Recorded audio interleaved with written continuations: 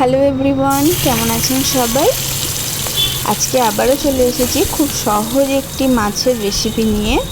রেসিপিটি বানানোর জন্য প্রথমে কড়াইতে তেলে মাছগুলোকে ভালোভাবে ভেজে তুলে নিতে হবে। এবার ওই তেলের মধ্যেই দিয়ে দিতে হবে একটি শুকনো লঙ্কা, কিছু কারি পাতা ও গোটা জিরে। কারি পাতার পরিমাণ নিজের ইচ্ছে মতো কেউ কম বেশি দিতে পারে।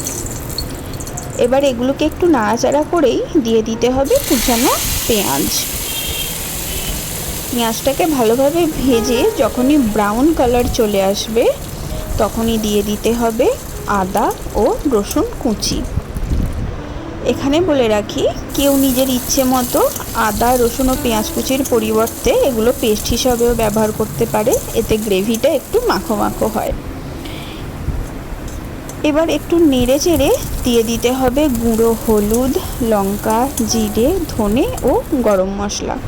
এবার এগুলোকে একটু হালকা করে নেড়ে দিয়ে দিতে হবে লম্বা করে কাটা আলু ও টমেটো। আলুটা অপশনাল, কারোর ইচ্ছে হলে দিতে পারে, না ইচ্ছে হলে না দিলেও চলবে। এবার ভালো করে নেড়ে চেড়ে একটু নুন দিয়ে ভালো করে জল ঢেলে আর একটু নেড়ে নিয়ে ভালো করে একটা ঢাকনা দিয়ে ঢেকে দিতে হবে আলু সেদ্ধ হয়ে যাওয়া পর্যন্ত।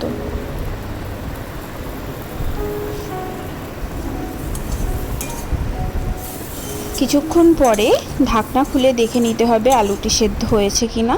আলু সেদ্ধ হয়ে গেলে এর মধ্যে দিয়ে দিতে হবে মাছের টুকরোগুলো